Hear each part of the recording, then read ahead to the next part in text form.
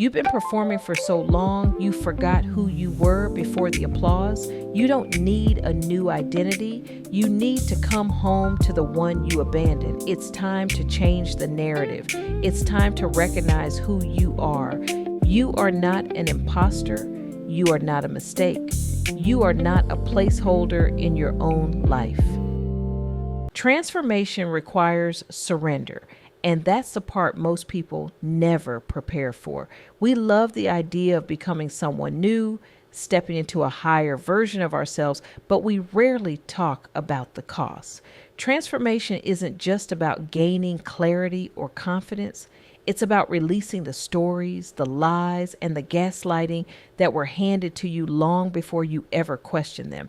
It's about letting go of the narratives that kept you small because someone else needed you to stay at their level. There's a moment in every transformation where you realize the version of you that people responded to, depended on, or manipulated was never the real you.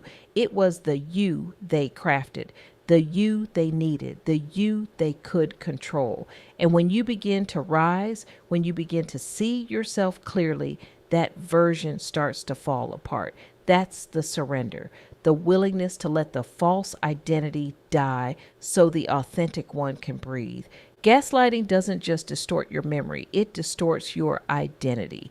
It teaches you to question your instincts, doubt your brilliance, and shrink your voice. And when you've lived inside that distortion long enough, surrender feels dangerous. It feels like stepping into a world without the rules you were taught to follow. But that's exactly why it's necessary. You cannot transform while clinging to the lies that were designed to keep you manageable. Surrender is not passive.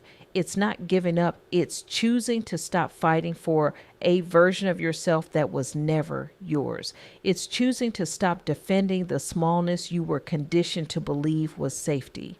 It's choosing to stop negotiating with narratives that were never built for your liberation.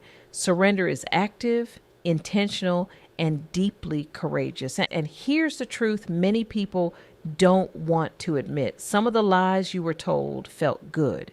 They felt familiar. They felt like home. Being underestimated can feel comfortable when you're afraid of being seen. Being dismissed can feel predictable when you're afraid of being valued. Being overlooked can feel safe when you're afraid of being chosen. Surrender requires you to confront the ways you participated in your own shrinking because it protected you from the responsibility of expansion.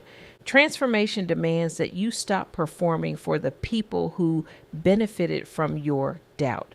It demands that you stop explaining yourself to people committed to misunderstanding you. It demands that you stop trying to convince people who only ever saw you through the lens of their own insecurity. Surrender is the moment you stop auditioning for rooms you've already outgrown. And there's a grief that comes with surrender, and we don't talk about that enough. You grieve the version of yourself you thought you had to be. You grieve the relationships that only worked when you were small. You grieve the environments that felt familiar but were never healthy. You grieve the identity that kept you safe but also kept you stuck. Transformation requires you to honor that grief without returning to what hurt you.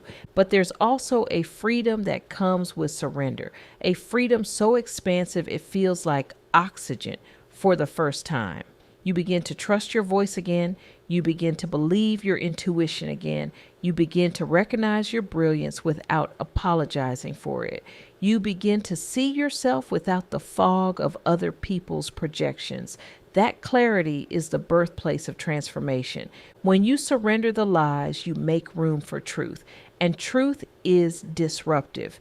Truth rearranges your priorities. Truth shifts your boundaries. Truth elevates your standards. Truth exposes the people who were never aligned with your growth. Truth forces you to choose yourself even when others don't understand why. Truth is the foundation of every transformation that lasts. The imposter phenomenon thrives in environments built on distortion. It thrives when you're disconnected from your identity. It thrives when you're performing instead of belonging. But when you surrender the lies, the imposter loses its power. It can't survive in truth. It can't survive in clarity.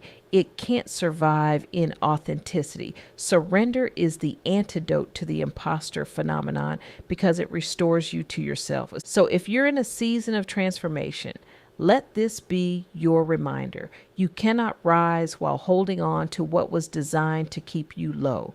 You cannot expand while clinging to narratives that were never meant to honor you. You cannot evolve while protecting the comfort of people who fear your growth. Surrender is not the end of who you are. It is the beginning of who you were always meant to be. And as you surrender, as you release, as you rise, remember this. Transformation doesn't require permission. It requires truth. It requires courage. It requires you. Everything else was a lie meant to keep you at their level. You were never meant to stay there. And as you rise, you'll notice something else. The people who once felt familiar start to feel distant. Not because you're better than them, but because you're no longer bound by the same limitations. Transformation shifts your altitude, and not everyone is willing to breathe at higher levels. Some will try to pull you back into the old story. Some will accuse you of changing too much. Some will resent the clarity you've gained, but surrender teaches you that their discomfort is not your responsibility. There will also be moments when you question whether the transformation is worth it. When the loneliness feels heavy, when the old patterns try to seduce you back into comfort, when the lies whisper that you were easier to love when you were small. But this is where surrender becomes a practice, not a moment.